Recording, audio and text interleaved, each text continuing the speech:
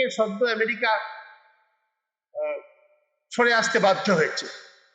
Barack Obama তখন বলেছিলেন কায়রোতে একটা বিশ্ববিদ্যালয়ে একটা অনুষ্ঠানে যে কোনো দেশেরই উচিত নয় অন্য দেশের উপর একটা শাসন ব্যবস্থা জোর করে চাপিয়ে দেওয়া, সেটা সম্ভবই নয়।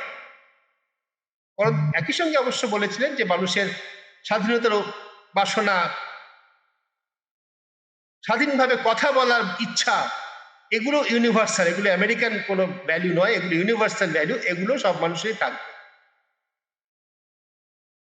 তারপরে ১.৫ দশকে অনেক জল গড়িয়ে গেছে। ট্রাম্প এখন তার আগের পূর্বসূরীদের সবাইকে বোকা, মূর্খ ইত্যাদি বলে প্রায়শই উল্লেখ করেন, এবং তিনি এখন বলছেন কিউবাকে নিয়ে নেওয়ার কথা বলছেন। যেভাবে বাচ্চা ছেলেরা একটা কেক পড়ে থাকলে টেবিল থেকে নিয়ে নেয়, তিনি বলছেন we can take Cuba. Cuba লড়াই করে যাচ্ছে। ৯৪ বছরের প্রেসিডেন্ট রাউল কাস্ট্রো, অনেক সমস্যা আছে দেশটার, যে কোনো কমিউনিস্ট দেশে যে সমস্যা থাকে তার সম্পর্কে প্রচারও একরকম ভাবে হয় পুঁজিবাদী বিশ্বে। এই সমস্ত কিছু মেনে নিয়েও কিউবা লড়াই চালিয়ে যাচ্ছে। প্রতিস্পর্ধী এখনো সে আমেরিকার নাকের ডগায় বসে ৫০ বছর ধরে প্রতিস্পর্ধী রয়ে গেছে কিউবা। এই নিয়ে আজকে আমরা কথা বলবো। অথবা আপনাকে দিয়ে শুরু করি। আপনি আমেরিকাতে বসে আছেন এবং আপনাদের প্রেসিডেন্ট কিউবাকে নিয়ে নেওয়ার কথা বলছে, আপনার বক্তব্য শুরু।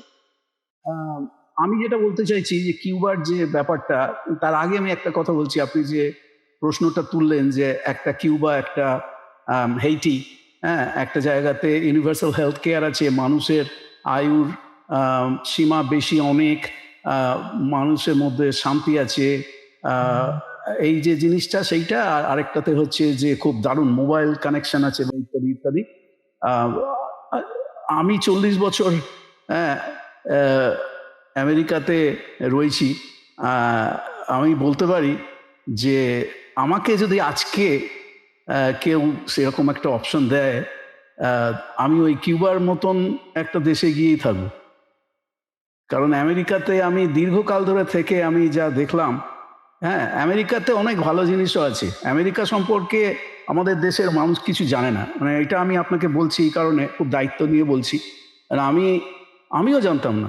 আমি দীর্ঘকাল ধরে এদেশে থাকার পরে, খুব কাছ থেকে দেখার পরে, এদেশের সাধারণ মানুষের সঙ্গে মেলামেশা করার পরে এবং রাস্তায় নেমে রাজনৈতিক আন্দোলন করার পরে আমি যা দেখেছি, তাতে আমার মনে হয়েছে যে দেশে অনেক ভালো ভালো মানুষ আছেন, অনেক কিছু আছে, কিন্তু এদেশের যে দুঃস্বপ্নের দিকগুলো, সেই জিনিসগুলো মানুষ আমাদের দেশে একেবারেই জানে না। এবং আমাদের দেশে এই মোদী সরকারের সৌজন্যে এই ব্যর্থ আমেরিকান সিস্টেমটা জোর করে আমাদের দেশে চাপিয়ে দেওয়া হচ্ছে, যেখানে আমাদের দেশে আগে যেটুকু বা শান্তি ছিল, সহাবস্থান ছিল, হ্যাঁ, গণতন্ত্র ছিল, গরিব মানুষের একটা রুজির অধিকার ছিল, স্বাস্থ্যের অধিকার ছিল, শিক্ষার অধিকার ছিল, সেগুলোকে সমস্ত কেড়ে নেওয়া হচ্ছে, ধ্বংস করে দেওয়া হচ্ছে আমেরিকান মডেলে। পুঁজিবাদী মডেলে কথাটা আমি বলবো না, আমেরিকান পুঁজিবাদী মডেলে। দুটোর মধ্যে অনেক তফাৎ আছে। আজকে একটা আইসল্যান্ডের পুঁজিবাদ বা এমনকি পাশের দেশ কানাডার পুঁজিবাদ আর আমেরিকার পুঁজিবাদ কিন্তু একেবারেই এক নয়। আমেরিকা হচ্ছে পৃথিবীতে যত উন্নত দেশ আছে, যেগুলোকে উন্নত বলা হয়, উন্নত অর্থাৎ আর্থিক দিক থেকে উন্নত, এই উন্নত যে ফার্স্ট ওয়ার্ল্ড কান্ট্রি যেগুলোকে বলা হয়, প্রথম বিশ্ব, তার মধ্যে সবচাইতে খারাপ অবস্থা আমেরিকার। যত প্রথম বিশ্বের দেশ আছে, যেগুলোকে OECD কান্ট্রি বলে, organisation for economic cooperation and development, তাতে Canada, America, Germany, France, Spain, Norway, Sweden, হ্যাঁ, স্ক্যান্ডিনেভিয়ার দেশগুলো, বা এই যে যত উন্নত, অস্ট্রেলিয়া, নিউজিল্যান্ড, যত উন্নত দেশ আছে, সুইজারল্যান্ড, ইটালি, সবচাইতে তার মধ্যে খারাপ অবস্থা হচ্ছে আমেরিকার, মার্কিন যুক্তরাষ্ট্রের। এবং মার্কিন যুক্তরাষ্ট্রের সম্পূর্ণ অর্থনীতি, আমার একটা বই আছে, আমেরিকা স্বপ্নপুরী না হত্যাপুরী, ভিরাসাত বার করেছিল বছর 2 আগে। সবাইকে পড়ার জন্য অনুরোধ করছি, বিশেষ করে আপনার যারা শ্রোতা দর্শক, তারা বইটা বিশেষভাবে অ্যাপ্রিসিয়েট করবেন। তাতে আমি আমেরিকার এই না জানার দিকটা আমি দেখিয়েছি, যেখানে আমেরিকায় দারিদ্র্য চরম, আমেরিকাতে অর্থনৈতিক বৈষম্য চরম, আমেরিকাতে স্বাস্থ্যের অধিকার নেই। আমেরিকা হচ্ছে পৃথিবীর একমাত্র উন্নত দেশ, যে উন্নত দেশে স্বাস্থ্যের অধিকার কোনো অধিকার নয়, এটা একটা প্রিভিলেজ। একমাত্র দেশ। অর্থাৎ আপনার পয়সা থাকলে আপনি স্বাস্থ্যের আপনার অধিকার আছে, আপনি মেডিকেল ইন্স্যুরেন্স কিনতে পারবেন, ভালো ভালো হাসপাতালে যেতে পারবেন, সব কিছু পারবেন, কিন্তু আপনার যদি পয়সা না থাকে আপনার স্বাস্থ্যের কোনো অধিকার নেই। আমেরিকা হচ্ছে একমাত্র দেশ যেখানে স্বাস্থ্য বা চিকিৎসা মানবিক অধিকার নয়। তো এই হচ্ছে আমেরিকার অবস্থা। আমেরিকা হচ্ছে একমাত্র দেশ যেখানে সারা পৃথিবীতে, প্রত্যেকটা কথা জোর দিয়ে বলছি, সারা পৃথিবীতে টোটাল যত জেলবন্দি মানুষ আছে, টোটাল তার মধ্যে 26% শুধু আমেরিকার জেলে বন্দি আছে। এই দেশটাকে বলা হচ্ছে ল্যান্ড অফ দ্য ফ্রি। মানে এর থেকে হাস্যকর কথা আর কিছু হতে পারে না। আমেরিকাতে যত তেলের দোকান আছে, গ্যাস, মানে এখানে তো গ্যাস বলে, গ্যাসোলিন, তেল পেট্রোল বলে না, গ্যাসোলিন বলে আমেরিকাতে, গ্যাস বলে সংক্ষেপে। যত গ্যাস স্টেশন আছে যেখানে গাড়িতে তেল ভরা হয়, তার থেকে বেশি সংখ্যায় আছে বন্দুকের দোকান। মানে এগুলো বানিয়ে বানিয়ে বলছি না, এগুলো আপনারা সবাই নিজেরা সার্চ করে দেখে নিতে পারেন। আজকাল তো গুগল করলে বা চ্যাট জিপিটি করলে সঙ্গে সঙ্গে সব পেয়ে যাবেন, আমার কথা বিশ্বাস করার দরকার নেই। আমেরিকা হচ্ছে একমাত্র দেশ, উন্নত দেশ, যেখানে 40%-এর বেশি মানুষ কলেজে যায় না। মানুষের কোনো রকম শিক্ষার হার এত কম, এবং সবচাইতে বড় কথা এখানকার মিডিয়া এত, ওই আমার একটা টার্ম আছে জার্নালিজম অফ এক্সক্লুশন, অর্থাৎ দরকারি খবর বর্জন করার সাংবাদিকতা।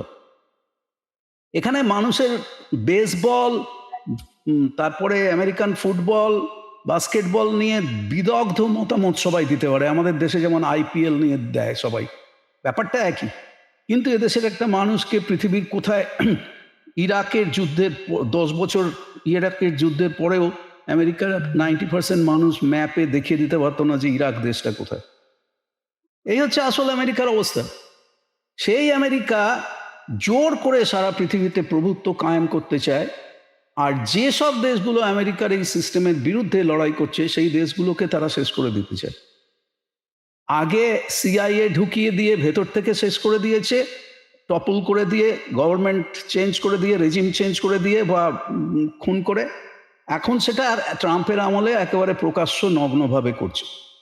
ভেনেজুয়েলাতে যেভাবে ভেনেজুয়েলার প্রেসিডেন্টকে হাতকড়া পরিয়ে সেই দেশ থেকে তুলে নিয়ে এসে সস্ত্রী, এই আমাদেরই, আমি ব্রুকলিনে থাকি, আমাদেরই এখান থেকে 2 মাইল 3 মাইল দূরে যে জেলটা আছে সেখানে ভেনেজুয়েলার প্রেসিডেন্ট বন্দী আছে। এরকম কোনোদিনও দেখা যায়নি। কিউবার এবং জার্নালিজম অফ এক্সক্লুশন হচ্ছে এমন একটা অদ্ভুত জিনিস যে মানুষ কিউবার ভালো দিকগুলো সম্পর্কে জানতে পারে না। একটা ডেমোনাইজ করা হয়েছে যে কিউবা হচ্ছে কমিউনিস্ট দেশ, এবং কমিউনিস্ট মানেই হচ্ছে তারা হচ্ছে শত্রু এবং শয়তান, গডলেস। হ্যাঁ, এইগুলো এখানে করা হয়েছে। সেখানে মানুষের কোনো মানবিক অধিকার নেই। দেখো সেখানে মানুষ কীরকম গরিব, সেখানে ভাঙা গাড়ি চালায়। হ্যাঁ, আমাদের দেখো এখানে ঝাঁ চকচকে গাড়ি চলে, ওখানে এরকম গাড়ি নেই। কিন্তু কখনো বলে না যে কিউবার মানুষরা সবাই ফ্রিতে হেলথ কেয়ার পায়, চিকিৎসার অধিকার আছে, শিক্ষার অধিকার আছে। আমেরিকার স্টুডেন্টরা কিউবাতে ডাক্তারি পড়তে যায়, কেউ জানে না। আমেরিকার স্টুডেন্ট, আমেরিকাতে শিক্ষার খরচ এত বেশি, এবং বিশেষ করে মেডিকেল, মানে ধরাছোঁয়ার বাইরে, যে খুব বড় লোক ছাড়া কেউ যেতে পারে না, গেলে তাকে বাকি সারা জীবন লোনে জর্জরিত থাকতে হবে, ঋণে। আমেরিকার ছেলেমেয়েরা মেডিকেল চিকিৎসা শাস্ত্র অধ্যয়ন করতে, ডাক্তার হতে তারা কিউবাতে যায় পড়তে, কারণ কিউবাতে চিকিৎসা ব্যবস্থা এত উন্নত। কেউ জানে না, কেউগুলো মিডিয়া বলে না, আমাদের দেশের মিডিয়াও বলে না, আমেরিকার মিডিয়াও বলে না। Journalism of exclusion. এবং নোম চমস্কির কথা ধার করে বলছি, ম্যানুফ্যাকচারিং কনসেন্ট, অর্থাৎ গণসম্মতি উৎপাদন, যে কিউবা একটা অত্যন্ত দরিদ্র দেশ, Cuba communist, godless country, anti American, anti god, এবং সেখানে কোনো মানবাধিকার নেই। এই দেখো সবাই কিউবা থেকে ফ্লোরিডাতে পালিয়ে আসছে। কারা পালিয়ে আসছে? সবচাইতে ধনিক শ্রেণী, অত্যাচারী মাফিয়া ক্লাস পালিয়ে আসছে। এই হলো আসল অবস্থা। এই কথাগুলো মানুষকে বলা খুব দরকার, যদিও কেউ কিছু জানতেও চায় না, শুনতেও চায় না। তাও আপনার মতন এরকম 2-4 জন মানুষ আছেন যারা ভালো কাজ করে যাচ্ছেন, আপনাদের মাধ্যমে মানুষের কাছে আসল আমেরিকার ছবি। আবার আমেরিকাতে অনেক ভালো জিনিসও আছে। আমেরিকাতে আমাদের প্রচুর বন্ধু আছে যারা যুদ্ধের বিরুদ্ধে লড়াই করে যাচ্ছে। কালকেই পরশুদিন আমেরিকার কংগ্রেসে একটা ট্রাম্পের বিরাট ডিফিট হয়েছে, যে কংগ্রেসের ভোটাভুটিতে হাউস অফ রিপ্রেজেন্টেটিভে 215, 208 ভোটে যুদ্ধের বিরোধী যে সমস্ত কংগ্রেসম্যানরা আছে হাউস অফ রিপ্রেজেন্টেটিভে, তারা ভোট দিয়েছে যে ট্রাম্প নিজের ইচ্ছে মতো ইরানে আর যুদ্ধ চালাতে পারবে না। বিশাল বিশাল ঘটনা। আর রাস্তায় ট্রাম্পের দলের 3 জন কংগ্রেসম্যান তারা ট্রাম্পের বিরুদ্ধে ভোট দিন। হ্যাঁ, এবং ইসরায়েলের রক্তচক্ষু উপেক্ষা করে সব ডেমোক্রেটিক হাউস অফ রিপ্রেজেন্টেটিভরা তারা দিয়েছে। দুটো কারণে দিয়েছে। এক হচ্ছে নিজেদের কনস্টিটিউয়েন্সিতে, নিজেদের কেন্দ্রে তারা সাংঘাতিকভাবে জনপ্রিয়তা হারাচ্ছে যুদ্ধের পক্ষে এবং এই গাজা গণহত্যার পক্ষে কথা বলার জন্যে। আর লক্ষ লক্ষ ইয়াং ছেলেমেয়ে রাস্তায় নেমে এসেছে আমেরিকাতে, যারা এই ট্রাম্পের বিরুদ্ধে, আমেরিকার যুদ্ধ ব্যবসার বিরুদ্ধে, আগ্রাসনের বিরুদ্ধে, ইসরায়েলের বিরুদ্ধে যারা লড়াই করে যাচ্ছে। এই সব লোকেরা যুদ্ধের বিরুদ্ধে, ট্রাম্পের বিরুদ্ধে ভোট দিতে বাধ্য হয়েছে।